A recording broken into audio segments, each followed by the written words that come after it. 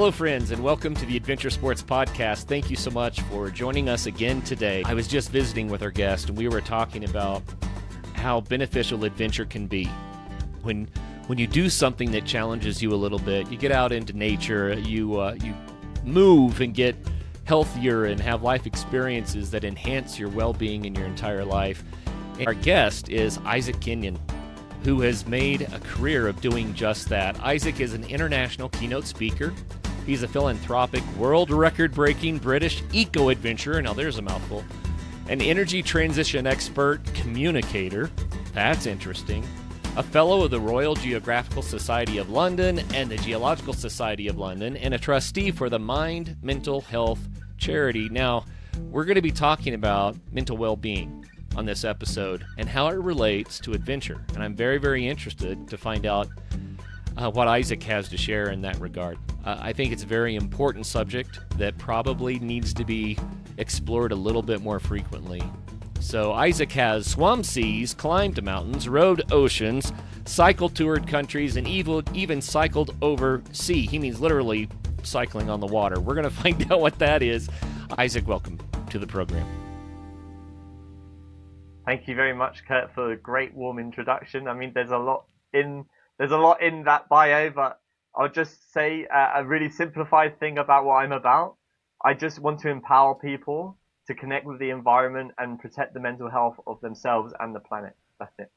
It's that simple. All those things that are listed out, all channel to that one thing. That's a beautiful triad right there. So say that again. 3 things.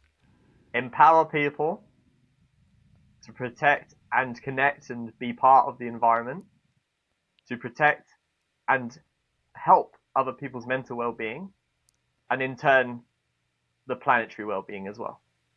That's beautiful. I love it. So, goodness, let's go into some of the big adventures that you've done, and then we're going to come back to your keynote speaking and what you're doing to encourage other people, okay? But I wanted to highlight some of these adventures. Swum seas. Give us some examples of that. Swimming from England to France. With Nice. Just in your small speedos. Embracing the cold and the jellyfishes, and hopefully being allowed to touch France land. That's the hardest part, was making sure that my passport was checked on the boat as I was crossing it. Being allowed to actually touch dry ground on the other side. To prove that you did it. That's a heck of an achievement. That's crazy. Climbed mountains. Okay. What are your mountaineering feats? Yeah, and sometimes I do some mountains that I feel didn't really have a path. I just go for it. I just create my own path and try and get to the top of something. And then there's the ones that people know, Mount Kilimanjaro, things like this, which are good fun. But I generally really like to find the off-beaten paths and try to work out the puzzle myself. Because sometimes when the path's laid out for you, it's not so challenging because it's been laid out. So I quite like just trying to navigate something else. Oh, that's cool. You know, I'm going to throw in there for those that are interested. Colorado, where I am, has 58 or 54 14,000-foot peaks. It depends on how you count them. But it has over 700 peaks that are over 13,000 feet. And I've been climbing 14ers for most of my life, but I switched to climbing 13ers for the reason that you just highlighted, Isaac. The 14ers have well laid out paths, and they're frequented by a lot of people. They're quite popular, and for good reason. It's a wonderful experience. But when you go to a 13er, if there is a trail, it's almost faded out. And you have to pick your own route, and you're in charge of your own safety. No one's there holding your hand and telling you where to go left or right. You literally have to use mountaineering skills. And many of the 13ers, they're actually, they're more eroded than the 14ers, which means they're often a little bit more precipitous, more technical, you know. So anyway, the point I'm trying to get at is there's something beautiful, Isaac, about picking your own route. It's more adventurous. It's far more adventurous, and it challenges you in ways that a route that's already laid out for you will never challenge you. Yes. in such a way. I'm a mountain leader, and I take people off the paths in a safe Wow. way, and it's a very empowering, when you come off the path and you can read a map and you can read the landscape and understand where you're going and where you are, that sort of thing. It's some people get very scared in these sort of environments like the mountains, Yes. without their phone and GPS signal. When you've got a paper map and a compass, it's a totally different game. But when you understand that game, you become very confident out there. That's a different skill set, isn't it? Yeah, it's a different skill set. It's a 3D thinking. It's also risk management. I mean, with a Yes. path, the risk is already decided for you, right? Someone's already done the Right. risk management. You've got to do your own risk management. And with adventure, I think when you get into adventure, the depths of the adventure is about risk. Life is always about risk. Life's one big Hmm. adventure, and you know, a great game is to go off the path and see, what risk can I take that's safe for me, and da da da, and then you're off on the journey.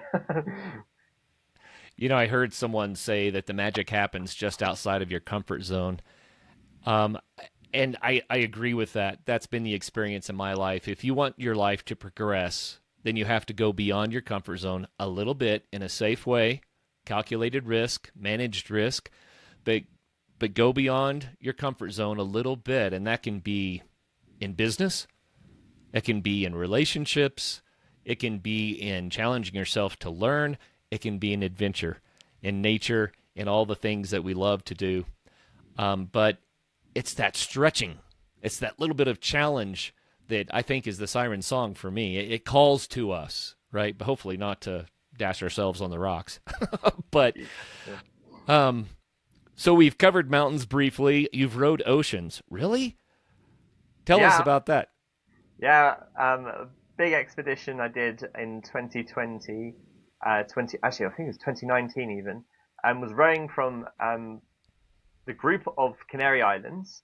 One particular Canary Island was called La Gomera in just off the west coast of Africa, and I rowed across from there to one of the Caribbean Antilles, Antigua. So Wow. I did a 3,000 nautical mile row, going from one continent to the other. So it was very fun. It was really, really a big immersive nature experience, and I learned a lot about myself on that journey, probably more so than a lot of the other expeditions I've done. Wow, that's something else. I've visited with a few people that have rowed across oceans, and every time I hear those stories, I'm kind of mind blown. And part of the reason is because I'm more of the mountain guy. I've had lots of experiences in the mountains, and I know what blizzards are and avalanches are, and I know what cliffing out means, and I know what the weather risks are and how to navigate those things and hypothermia. And okay, in the mountains I'm set. But you put me on the ocean, it's like I've gone to another planet. Oh, It's a yes. foreign environment for me. Oh, it is a foreign environment, yeah, and the sea is very unforgiving, just like the mountains Mm, can be. Yeah, I'm a rock guy. I'm a geologist background, so okay. I'm very in touch with nature from the timeline perspective of Right. billions of years. Um, and I've always been landlocked, loving geology and rocks. So this really for me was quite a step to go and do maritime stuff like swimming the English Channel and doing the ocean row. There's something about the sea that really calls. Um, for adventure for me because it's out my comfort zone. That's for sure. We're going to come back to that one. But we have to find out what cycling over sea is. Yeah, yeah. Think of a water bike. So let me picture it in the listeners' minds what this contraption is. Well, there's a You, picture over your shoulder. yeah, there is. Yeah, you can see it there. So you've got two elongated fender floats, and on top of that sits a spinning bike like you would have in the gym. And what you have is a drive chain that is connected to a propeller underneath the spinning bike. So you're pedaling a drive chain, which then turns a propeller between sort of the two elongated floats that you're floating on. So it's very, very how would I say, exposed Mm, above the sea. You're quite high, yep. and you do need to very carefully choose when you are going to cross seas and how you're going to do them and what waves and winds and conditions and all of those sort of things you need to really know. A bit like when you go mountaineering and you go off the path and you need to kind Yes. of know, what's the weather doing and when do I need to turn around and da da da. You need to do the same game on the sea for this. Well, it kind of has a catamaran setup, which probably helps a lot with stability, but it looks like the center of gravity is high. Yeah, Like it's very high. a wave could really do mischief with that thing. Yes, it can. So you've got to be, I would say, careful about how you and when you use it.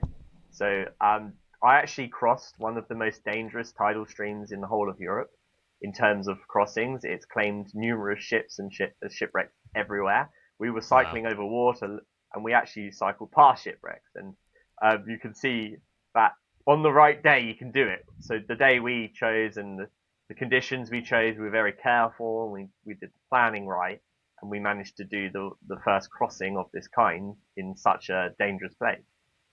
But that's Interesting. experience, and that's what planning. Well, okay. I don't want to dive too deeply into the details yet, but it appears that it's not going to have a very high top speed. How fast can you move with this? If anyone listening is aware of knots, speed in the water, knots, that's about, we can go up to 5 knots. And then, of course, if you've got wind hitting you in the wrong way and things like that, you can quickly go to 1 knot. And what's that in miles per hour? Um, 1.15. yeah, something like this. It's not much, yeah. And then when you talk Yeah. about kilometers per hour, it's not much. Yeah, you you know, in bad conditions, you're more likely to be pushed backwards. Think of being on a balloon on water and just being pushed. It can be like that if the conditions change, not in your favor. Well, it looks like a ton of fun. I'm not sure about crossing an ocean with something like that, but I could see some of the mountain lakes being fun to explore. Yeah, yeah, they are. Like honestly, the mountain lakes. One of these, we did that.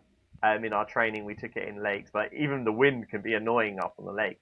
But Oh, yeah, yeah. if you're gonna use one of these, just know the sea states and when the tides are gonna change, the currents, all of that. You need to factor it all in because they are very light devices, if you put it that way. Yeah. Oh, that's fantastic. Well, Isaac, I'm really enjoying this. There's obviously too much for us to cover in one episode here. If we wanted to go into each of these adventures, then we wouldn't have enough time. But you do this for a reason. This is not just for fun. You found a good why for these exploits. So, what is your why? Yeah, so why is very, very much centered around the connection we have with the planet and the way we treat Hmm. the planet. To be honest, this is it. Not many people realize, but we are connected with nature. Absolutely everything we use comes from nature. But unfortunately, we don't value nature, so we exploit the very things that have ecosystem services good for our well-being. So everyone knows that when they go out for a walk in the outdoors in nature, they feel better. I mean, it Yeah. just, I never hear anyone say no to that. And if they do, a lie detector would probably beep. And what I'm trying to say is that there's benefits that nature provides us we don't value at the moment. Sure. And I feel that my world and what I do is on the frontline battle to put a value on nature and the earth. The earth provides all these systems and services. I mean, every single product and service that makes billions of pounds for these rich billionaires, all of that comes from nature, and they never paid that back. The real shareholder, Hmm. the one who provided those services. So what ends up happening is our world around us starts to be depleted, and the services that we rely upon, such as well-being services, let's call it that, when we go out and recreationally explore in the outdoors, that sort of thing, or the food that we get from all of that is being damaged and depleted because there is no reinvestment coming from the products and services that we create. So I'm in this world where I'm trying to promote uh, a curiosity to get people to feel the power of the outdoors. Let's get outside, let's challenge ourselves. And then what happens is they, overcome a small challenge. Like I ran 5K in the park run through the forest. It was the best day ever. And they say Yeah. this to me, and I'm like, why was it the best day ever? It's like, oh, I just felt so free. I got all these benefits, and stuff like that. Well, that's nature. Yes. And then once they get a connection, and then I say, well, there's this other world going on where we're exploiting nature and not replenishing it. So not much of this may be left soon for everybody. You just highlighted, Isaac, something that I return to over and over and over again, and that is humans can abuse ecosystems and the environment and the planet, but we're also a part of it. And I believe it's when people get to know nature, when nature becomes their friend, their home, Yeah, even their warm hug. yeah, When people get to know nature, that's when they're better equipped to take care of nature, to make wise decisions and encourage other people to understand. I believe that humans can be a blight on the planet, but we can also be caretakers and stewards and custodians of this beautiful, beautiful gift that we've been given. But I think it's through educating and connecting with nature that we best empower ourselves to do that. So I don't believe we should keep humans out. I think what we need to do is invite humans responsibly into nature so that agreed. they so that they can make the decisions that need to be made. And Yeah, I we like don't. to think longer term. What about your children, your grandchildren, your great grandchildren, your great great great grandchildren? I mean, what are we going to leave to them? What is that legacy? Exactly. Those are the hard questions that I don't think are often asked of people. And Hmm. people, here we go again. I mean, it's a bit like adventure. People stay away from those questions because they're uncomfortable. Sure, And adventure and getting outdoors is a bit of discomfort, but we it is. often feel better after having done it. It's nothing like earning that feeling, right? Rather than just getting given that feeling. And I think when you go outdoors and you do something that is slightly a little bit out of your comfort zone, a bit hard, it's uncomfortable at first, but when you achieve it, you feel very, very good. And it feels much better than, scrolling or something and getting that same hit of dopamine through a like or something Hmm. online. And this is where it is. I mean, there's a lot of distractions at the moment. I call it a lot of noise. But what we've built are human devices that we've created from natural resources to occupy ourselves have become noise and distractions that are creating a disconnect with us and the very things that actually keep us alive on this planet. And that disconnect Hmm. is where I believe my work is. I'm trying to reduce the disconnect. Mason Gravely, I've heard him say it multiple times. I'm going to pick up the torch and say it. He says, when you get onto social media and you start doom scrolling, is what we call it. It's kind of like grabbing a bag of barbecue potato chips, and one or two taste really good, but the next thing you know, if you're not careful, you've eaten the whole bag and you just feel sick. And Yeah, that's what social media can do. It sucks you in. It's hypnotic, and when you realize you've lost 45 minutes, an hour, or even longer, and you don't feel good, your mind doesn't feel good, your emotions don't feel good. But when you go into nature, you get the kick that you need, and it does feel good. You feel better when you're done than when you started.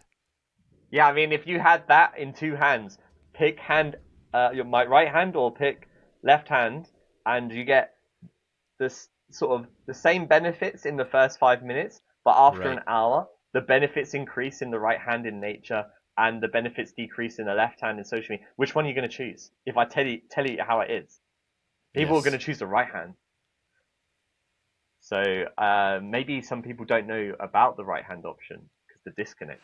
Well, I heard someone explain this the other day in a way that it was new to me, and that was earned fun versus like given fun or put on you fun.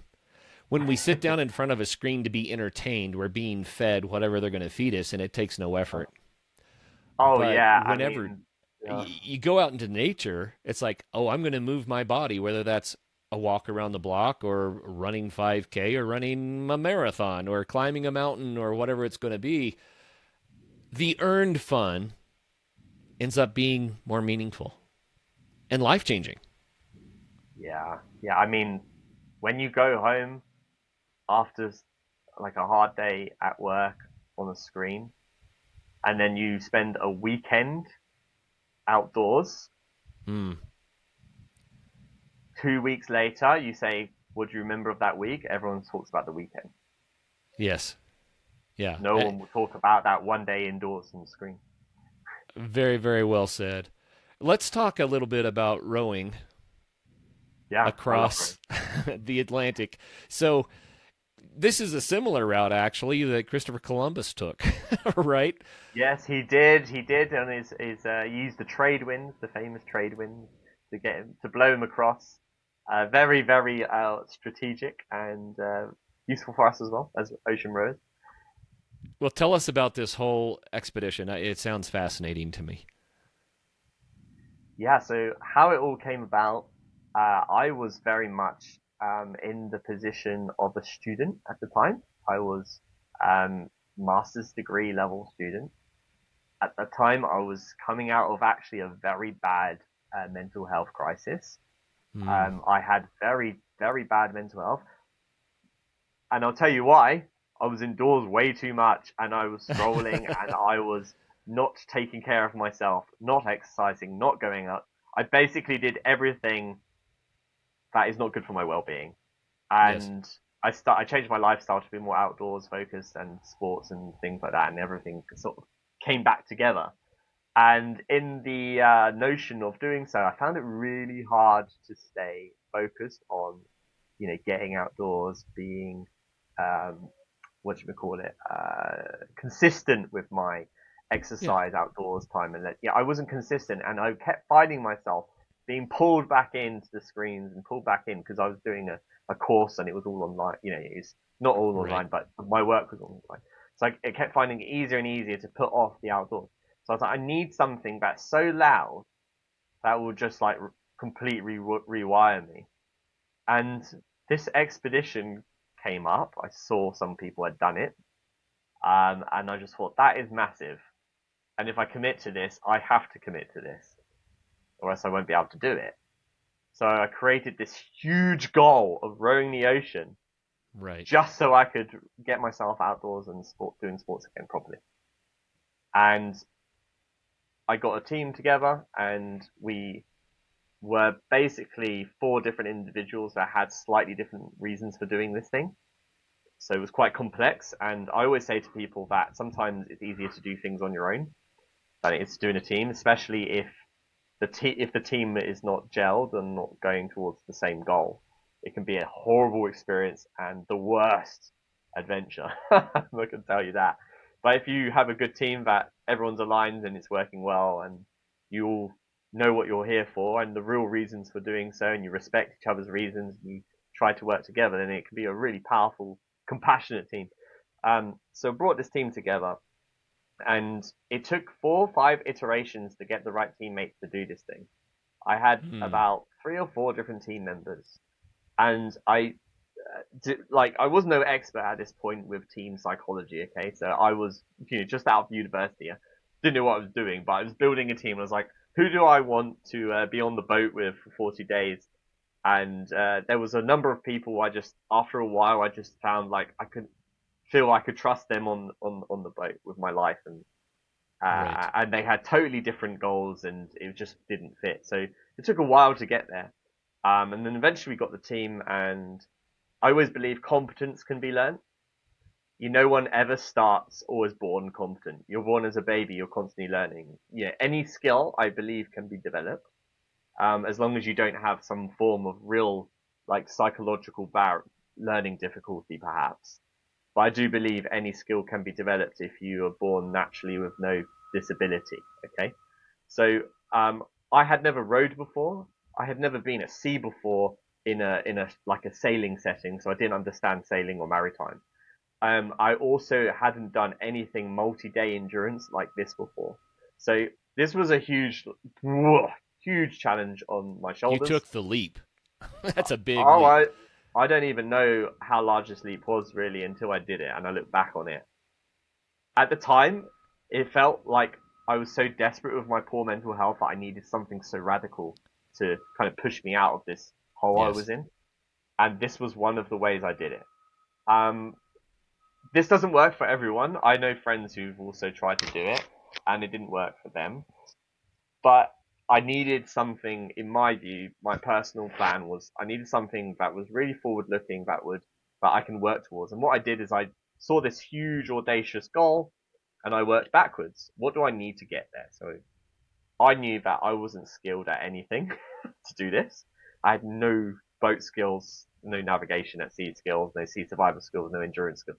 So I had to learn all of this. So that's why I wanted to build a team of people who had skills, who could Mm. help mentor and bring me forward with it. And I think that's a really key thing for anyone listening, that sometimes you feel, oh, I'm incapable of doing that. Yes, until you meet someone who teaches you how to do it, or shows you something, or helps you along the way, it can become very achievable when you start building people like that around you. And I do believe that's why entrepreneurs are entrepreneurs.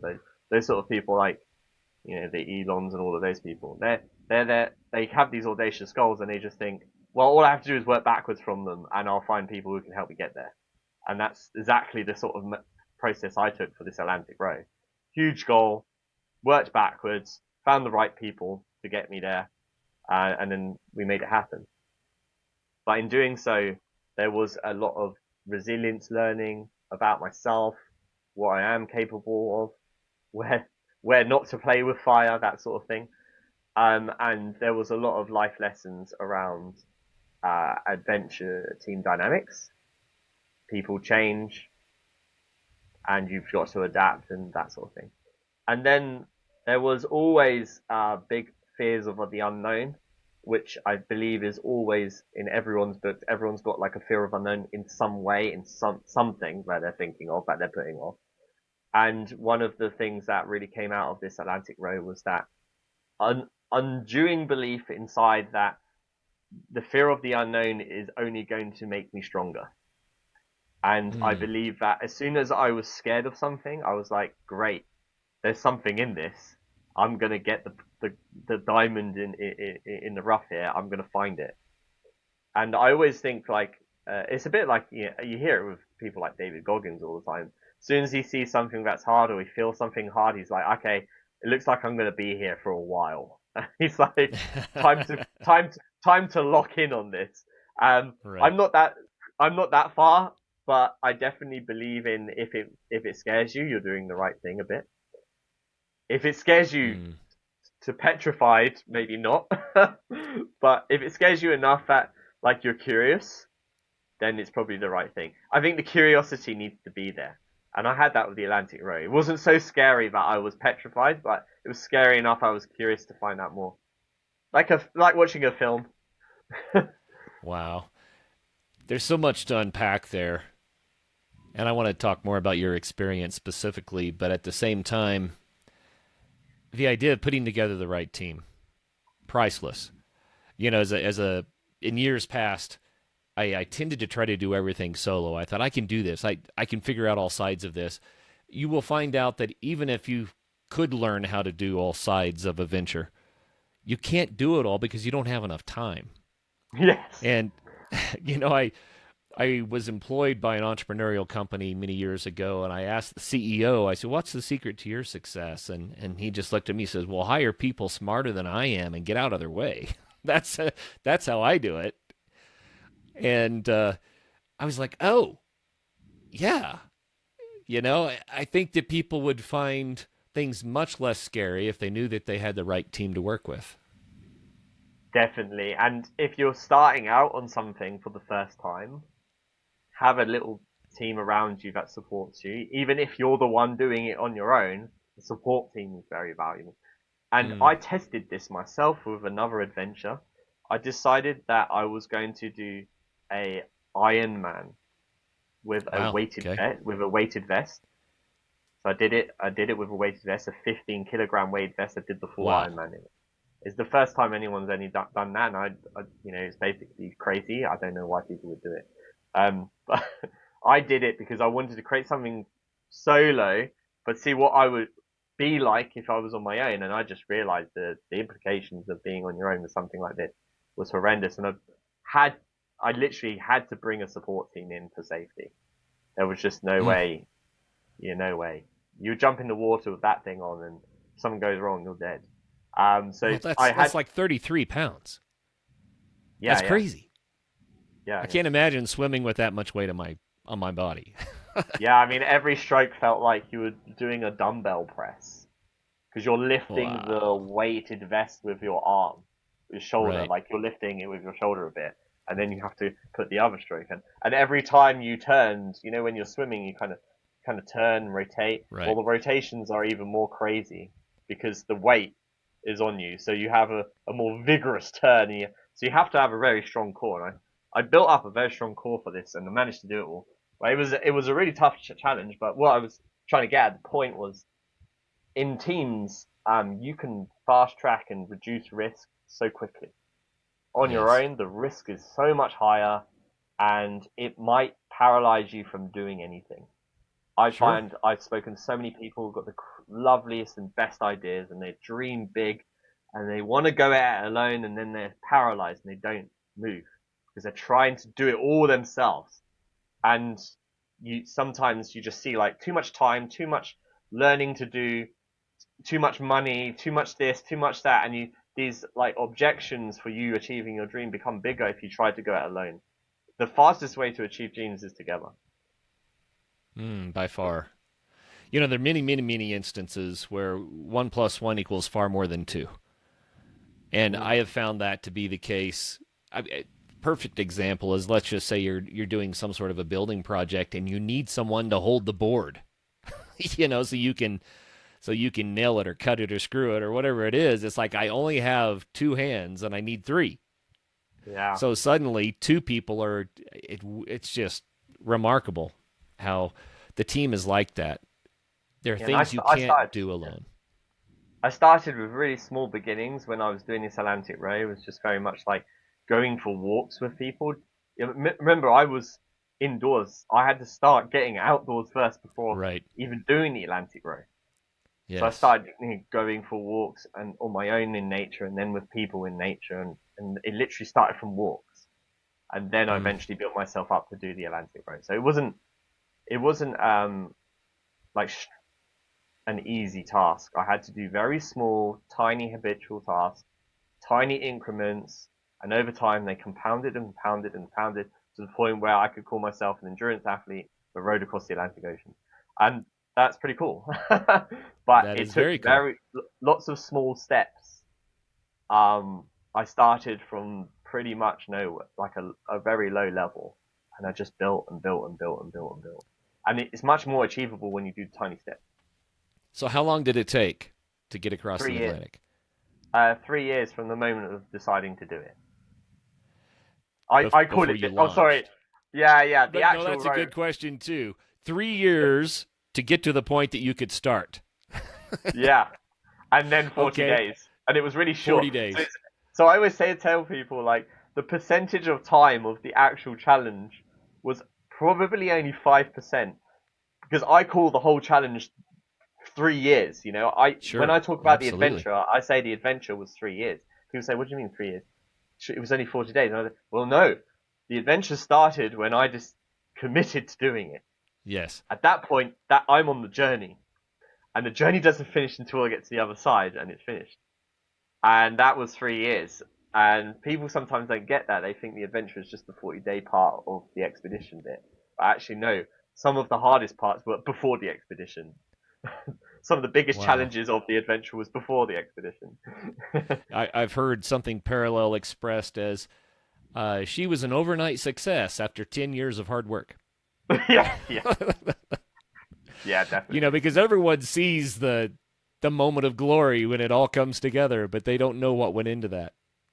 Yeah, and I'm really liking a lot more of these adventure athlete documentaries where people were showing the full story from the start.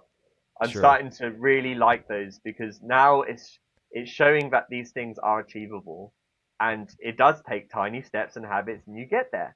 And I think some of the reasons why people maybe feel like, oh, they're not an adventurer or they can't do adventure is because they think they have to do something big. But in these documentaries, it shows these people do very small things first, and then they Right. eventually scale up to the big thing.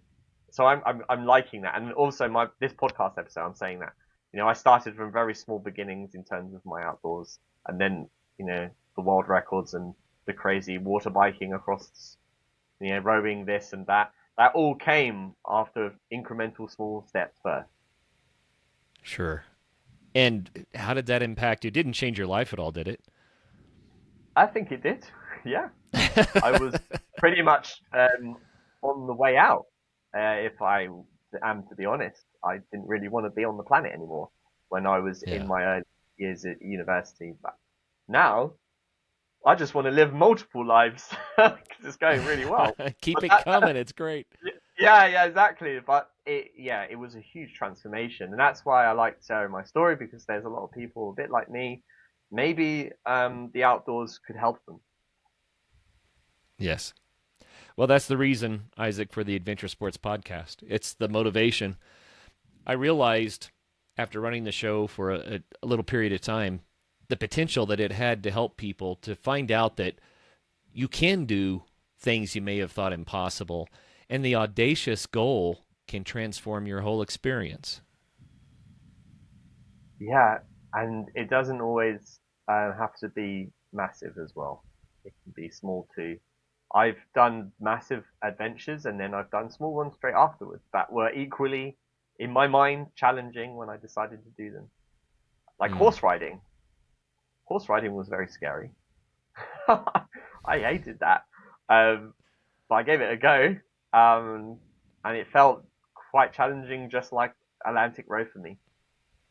Wow. I still am Well, scared of the I horses. you talked about the incremental, consistent habits.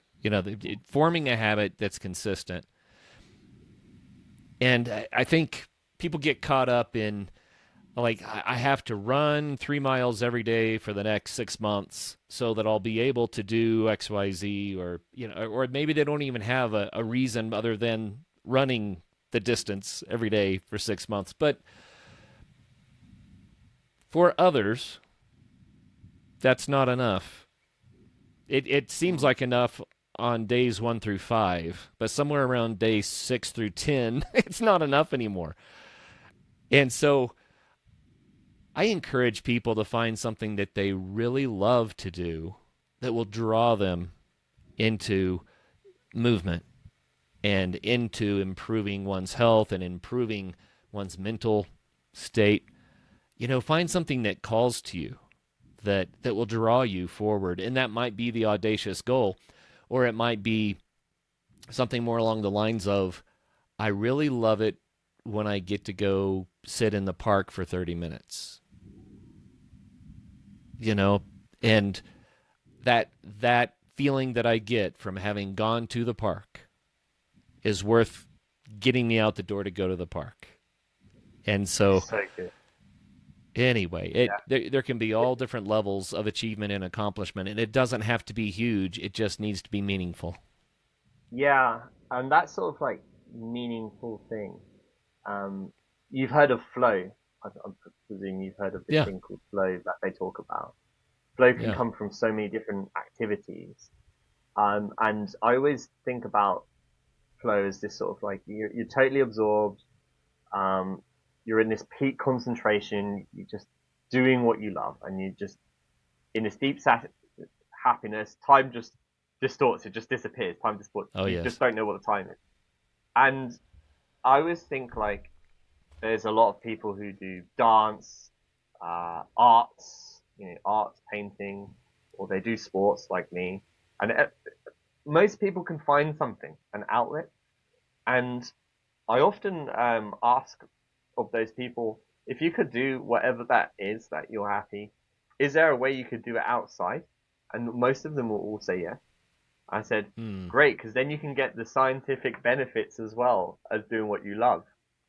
You can also get the endorphins of being outside, the serotonin from being outside, all the happy brain chemicals as well. So I met someone who loves just painting, doing painting, and I remember they started to paint outdoors because they got both the joy of the painting and the outdoor endorphins and happy brain chemicals at the same time. So it's pretty interesting how you said, "Oh yeah, just go to the park and sit down" or something like that if that's what you like to do. I mean, I would encourage anyone, if you do have a hobby like this, that would be interesting. The only one I found very tough is the people who just love gaming, playing the games, or the virtual games and all this sort of thing. And I just say, Right. well, the outdoors is very good because it can reset your concentration, so you can go back to the game better than you were. Yeah. So I think Well, there's a little benefit for everyone in whatever hobby you do. But, yeah. I've found ways to make an outdoor experience much like the game. I mean, take mountain biking for instance. If you're screaming down a single track trail with drops and curves and sand pits and sticks and tree roots and you have to make every corner because if you don't, the penalty can be pretty punishing. That's very much like a video game. Except you're outside and you're breathing and you're moving and it's real and there's sweat that's dripping in your eyes and the wind is in your hair and it's like, oh, it's like a video game. Only wait a minute, it's not virtual anymore. That's a real thing. Yeah, well, I was in these storms, 20-foot rolling waves, massive winds in the Atlantic Wow. Row, and it was so surreal. I felt like I was in a game. I was like, this is It happens. crazy. Is this real? And I was like fighting all this wind and rain, and the waves were so big, and we were going up like roller coaster, like, Right. and then we get to the top, and we get launched by the wave, going like 20 knots or something like this. It was mad. Wow. I came out the back of that. I was like, there's no game that can replace this game that I just played. No. That was crazy, and I enjoyed it so much, and I will never forget it. It's the thing that these are the experiences that I take with me. Yeah, Yes. definitely. There's not many video That's games I can remember. were there times in your Atlantic row that you didn't want to go anymore? It was just like, why did we sign up for this one? Yeah, there is times like that, but then I was quite strong with my why anyway, and I had it written down so I could just refer to it. But I did have it in my head most of the time. So when I was like, oh my god, I don't think my knees can handle this anymore because the oars just kept hitting the knees. So you Oh, get more. I just had knees, all like my knees and my bruises. shins just bruised because Yeah. what happens is the oar catches the wave in the wrong way and then it jolts and hits your knee. So I was just like getting hit the whole time. I was like, I don't think I can do this anymore. And then you realize you just have to say, so why am I here? And you just ask yourself why you're here. And if you've got a strong why, then it will work out for you. Now there was someone on our boat didn't have a very strong why. I won't name who he is, but he very much hated the experience and struggled a lot because he didn't know really what he was doing it for. We had great conversations about why we were doing it, and it was all very well aligned. This person obviously wasn't truly authentic in his why to us and Yeah. came on the boat, and then it all unraveled. And Mm. Mother Nature can do that. It can strip you to your bare bone, and it can make you question why you're here. And that experience, if you come out of that, can be the most powerful thing in the world. If you can be stripped down to your most vulnerable self and really question what your goals are, and you come out of that question with something, I can tell you that is all you need for the rest of your life. Very well said, Isaac. Very well said. That's very, Yeah. very insightful. Hmm. Yeah, I'm waiting for my friend who came off the road to find that moment, but he seems to avoid it. So Well, that's where some he people will are. he will I hope it comes. Well, and it can come for anyone, but I think of it this way. We all have different things that bring meaning into our lives, different values that we feel like are worth working hard for and promoting for others. And they won't always align with what other people are thinking, but he'll find his why. It's just a matter of finding what matters and realizing. I'm just going to throw this out there because I think it's so important. There are a few things, some isms that really get in our way, right? And narcissism is one.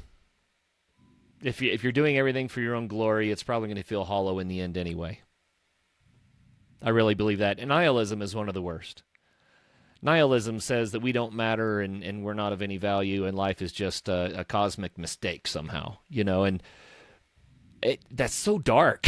And I know that some nihilist out there would say, well, no, there's more to it than that. But I don't believe in nihilism. I believe that every single person is contributing to the space-time continuum and others in ways that they don't even appreciate, and that we're all making a difference. So you can make a negative difference or you can make a positive difference, and you get to decide. And if you decide to just be a parasite, then yeah, life's going to suck. But when you find your why, you realize what you value and that you can make a positive contribution that might last for centuries afterwards. And that's not some illusion of grandeur. You don't know the impact that you're having because it's generational. Something that you say might strike a chord with someone who shares it with someone who shares it with someone, and some great grandchild somewhere's life is changed because of an impact that you had 70, 80, 100 years ago. So if you don't know what a beautiful thing you're doing, then start doing, because you're valuable and you're worth it. Yeah, I do believe in do. When you have movement or you're doing something, there is a consequence in it. And there's a consequence in not doing. Yes. People forget that. I'm not going to do this because the risk is so high, but then is the risk of not doing it higher than the risk of doing it? And that's the question Right. I always leave sometimes, just to double check if you've chosen the right path here. And I have to do that with myself sometimes because when I was younger, I didn't realize that backhanded question, and it really makes you think: should I stay put or should I move? And if the risk of staying put is worse than the risk of moving, then surely you should do the move, That's the very well doing said part. too. Yeah, yeah. I I think that's how the you know nomadic Neanderthals or our ancestors lived. That's why they kept move. They would move if the risk of staying was worse yes. than the risk. Yeah, you know what I mean. It's probably innate in us, but we don't quite maybe question it enough. Well, neuroticism is actually a personality trait. It's part of what defines who we are. And if you look at the ocean personality test, or the big five, some people call it that, neuroticism is a part of that. But when people are hyperneurotic, then not doing feels safer than taking a risk. But I really do believe that that's something that we can grow in. It's a trait that we can learn more about. And quite often, taking action is what saves you. It feels safe to stay in the known, but it's the unknown that will save you. So, and I've had so many experiences. I mean, one experience, just as point of illustration, I was on a Capitol and I got off trail. A Capitol's a fairly dangerous 14er. It claims quite a few lives. Somehow I got off trail, and as I was crossing this couloir full of loose rock, it triggered a rock slide over a multi-100-foot cliff. And if you sit down at that point and try to grab something, the not doing is what that is. But the whole world is moving underneath you and you're going to die. So the only thing you can do is take the risk of running through the tumbling boulders until you find solid ground to stand on. And I ran through the tumbling boulders and I lived. Because sometimes action is what saves you. And we don't always know, or we don't always have the ability to see what the outcome will be of the action that we take. But quite often, if you don't take the action, that's when you're going to find yourself in a world of hurt. And I'm talking too much here, Isaac. Let's get back. Mental well-being. You've stressed that over and over again on your website. It was in the information you sent me. You just talked about how in your own journey you were in a very dark place mentally. But how do you help people to find the mental state that they need to live a more joyful life, to be more productive, to enhance team performance? I mean, all these sorts of things. What is that about for you? Yeah, why it's important for me to help people to have good state of mental well-being, is that the question? Yes. Yeah. Okay. The reason why it's important for helping people have a good state of mental well-being is because if people have a good state of mental well-being, they turn up their best selves. They also care and are able to give to others, and they're also able to give to the planet back. So if one person is mentally ill, they're incapable of giving or doing or helping anyone or anything. They become effectively, I don't want to say it's blunt, but useless.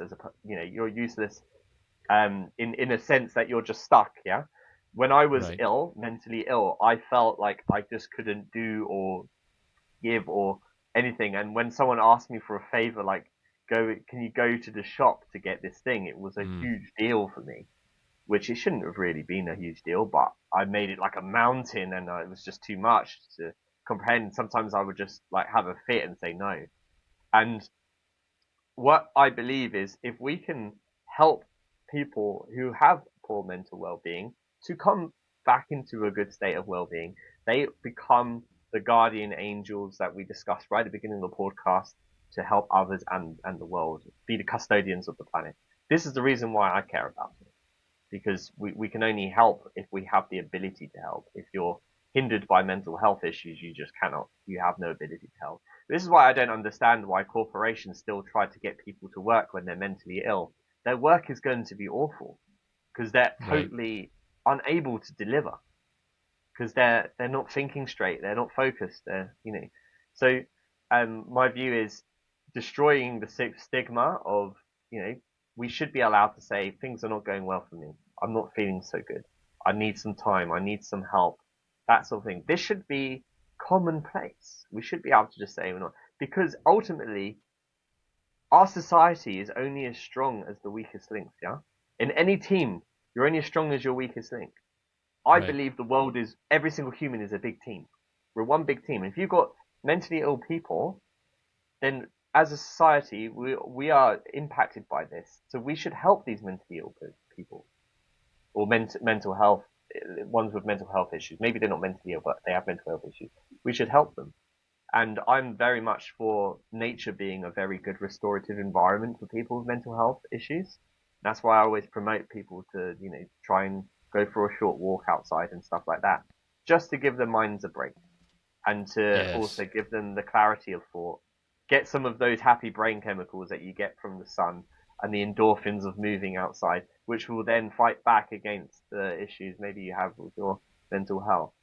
A lot of our mental health issues come from stress and overworking and not taking care of ourselves. So there's a lot we can do as individuals, like you and I, and we're sharing on the podcast some simple things that you could do um, to get healthy. One of which is just go outside for a walk, sit in the park, take something that you love to do, and go and take it outside, that sort of thing. But I do believe in a better, healthier, a better, healthier society of people, a more prosperous and healthier society we'll live in, and planet. Mm.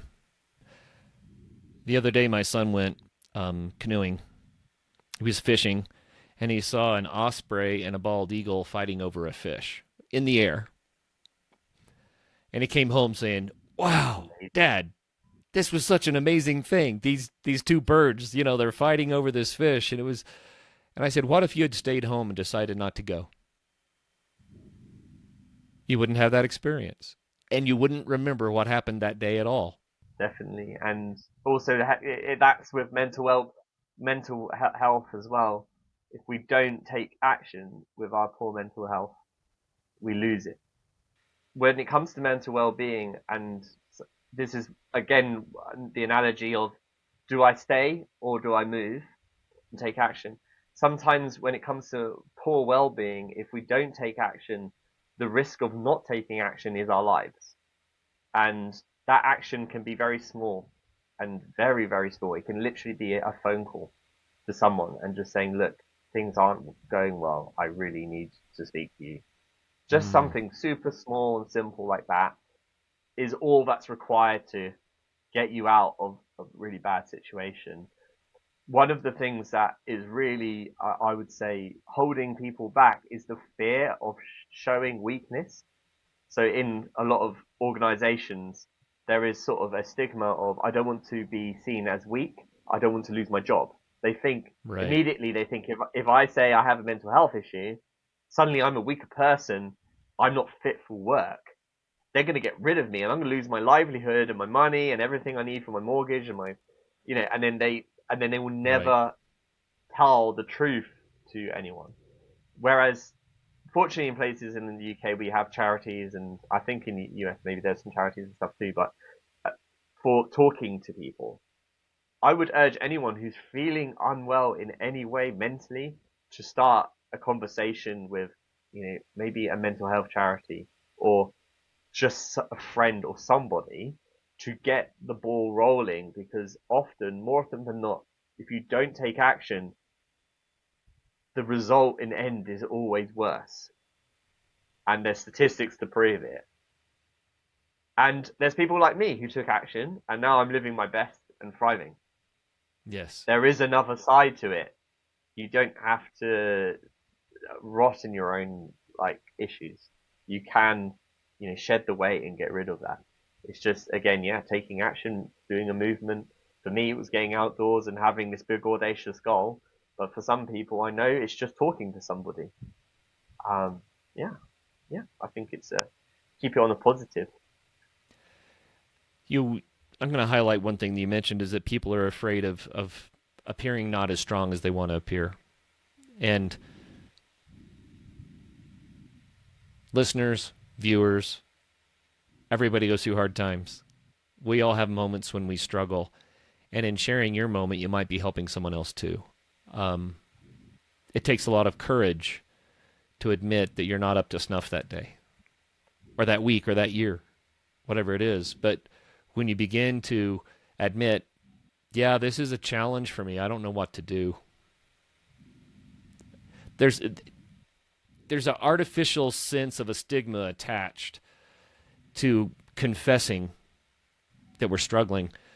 But I think it's those who take action and confess who actually find the greatest strength, because their lives can get better again and they can be more productive and more joyful. But those who just wallow in that secret, it's like a dungeon that you've stuck yourself in, right? It takes a lot of courage, but it might be time to raise your hand and say, hey, this isn't going well. I need some perspective, you know? And I don't think there should ever be a stigma attached to that. It's just a matter of self-care. And if you have the courage and the strength to care for yourself, then you are a strong person. So, Yeah, I know. I just adding as well to you, I think that's a really good description for what we're talking about on this point. And I just wanted to say, on top of that, you are stronger once you have addressed the issue. yes. You can pretend that you're strong, hiding the issue, but that's pretending. What if you could be actually strong and deal with the Mm, issue? so good. Wow, there's so many things that I would like to continue to explore, like more of your mountaineering, swimming to France. I mean, really? I mean, that's mind blowing to me. I know that you're not the first to do it, but not many people have ever tried. And you did it. Oh, yeah. I just, I'm gonna do some more swims as well. They're my next ones. I got some bigger, audacious stuff coming. oh, that's exciting. Well, how can people learn more or stay in touch with you or find out what your next big adventure is going to be, Isaac? Yeah, if you do want to stay in touch, anyone listening, you'll find me on social medias, and I have a website called isaackenyon.com, and then from there, actually, it just pinpoints everything, so you could find other, the adventures I've done and all of that sort of thing. It's probably the hub. Just go to my website. IsaacKenyon.com. And you also, what is this Climate Explorers CIC business? This is a community interest company passion project I started, which is developing a sort of a program which is to get people outdoors in touch with nature, but also contributing to protecting and restoring it. It's like a team building day with some element of sustainability, leadership, and connection with the earth, but also with connection with oneself. And in doing so, we aim the goal is behavior change, to change Mm, our behavior, to change our habits in a way that's positive for our own well being, and also the well-being of others and the planet. So it's a venture that is for good. So do you do this with companies, organizations, clubs? I mean, who are you reaching out to? So at the moment, it's been companies, and the goal is to have individuals, clubs, organizations. Of course, we have to fund it. So we're starting with the corporations first, Sure. and then we're going to be able to expand and develop something for everybody. We want everyone to experience this. That's the mission statement of that venture. Everyone to go on an eco adventure, we call it. There That's you the go. goal. What kinds of Yeah. outcomes have you seen? So the main outcomes that we've seen is that people didn't realize they could just do this sort of volunteering and help the planet in this way. Because some people think about, oh, I want to do something for the planet. They don't know where to start. And this experience actually helps you try some activities that you could start and also how easy it is to start. And the other thing that is a really good outcome is that people find out a bit more about their why and a little bit more about what is important for their own well-being. So some people don't actually know what's good for their well-being because they've never gone through a program or they've never learned about it. And they actually, maybe they try a few things with us and one or two things stick. And that's great. And we've introduced something new for you, a new adventure, and you want to use it in your life as a tool or a habit, whatever, and it's helping you. This is a good outcome for us. Oh, yeah. That's fantastic. Well, Isaac, thank you so much. I love what you're doing. I love it that you realize the need to pick yourself up, and from that, you learned a way to encourage others. And your adventures sound very, very fun. But I love the way that you're using adventure to encourage other people, to make people more productive, to make companies more successful. I mean, you're giving back in a beautiful way. And why don't you finish us off here with an inspirational statement about how it feels to be you doing what you're doing? Oh, I like that. An inspirational statement. How it feels to be me, maybe. How I feel is the person at the top of the mountain with his arm stretched down and lifting people up. That's a good feeling. That's how I feel at the moment. And that's a big part of your why, I would imagine. Yeah, yeah. There's a lot. I see a lot of people who are um, unaware of what they're unaware of, and I feel Yes. like sometimes, I'm figuratively lifting them above the surface so they can kind of see, there's more to this. You're shining your light in dark places. That's all. Yeah, or something like that. That's how it feels. It does come across that it's very simple, really. That's what I'm trying to do, because where I was brought up, there was a lot of darkness, and I didn't know any of these things. And somewhere along the way, I started seeing the light. Cheesy as that is, as cheesy as it is, whatever. And I went into the light, and I discovered this whole way of life that is very different to what I thought life was. For all the viewers and listeners out there, encourage people to go out with you. I mean, if you're going to go on a hike, take someone with you that could use a good hike. I always say get out there and have some fun, but do it with someone else. Show someone else that they too can feel better. And until the next show, get out there and have some fun.